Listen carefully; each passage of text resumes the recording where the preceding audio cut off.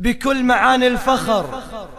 هذه القصيدة إهداء من مهندس الصوت علي بن محمد إلى كتيبة صيدا، واسم الكتيبة على اسم النبي محمد عليه أفضل الصلاة والسلام.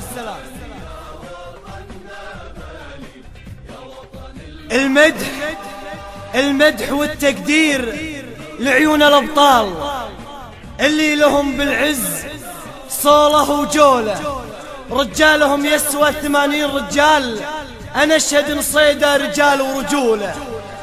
المدح والتقدير لعيون الأبطال اللي لهم بالعز صولة وجولة، رجالهم يسوى 80 رجال، أنا أشهد إن صيدا رجال ورجولة. هذا كلام الحق ما هو بالأقوال، عز ومعزة هم تاج البطولة. كتيبة صيدا تستحق رفعة عقال، هذا الاسم وجه المفاخر يقوله، واللي يقود العز في كل الأعمال حموده أعمر يا فخر كل دولة. اللي يقود العز في كل الأحوال حموده أعمر يا فخر كل دولة. شجعان شجعان شجعان فيكم ترتبط كل الآمال، والقلب فيكم زايد في ميوله. اسم النبي رمز الطهارة والجلال، باسم الكتيبة مرتبط مو سهولة.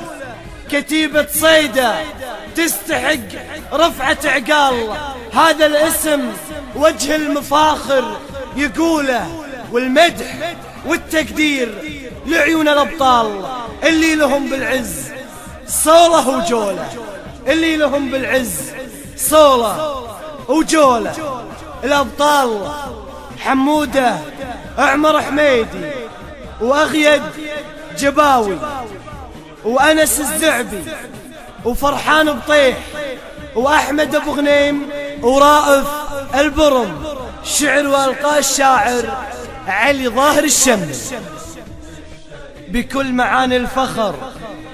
هذه القصيدة إهداء من مهندس الصوت علي بن محمد إلى كتيبة صيدا، واسم الكتيبة على اسم النبي محمد عليه أفضل الصلاة والسلام.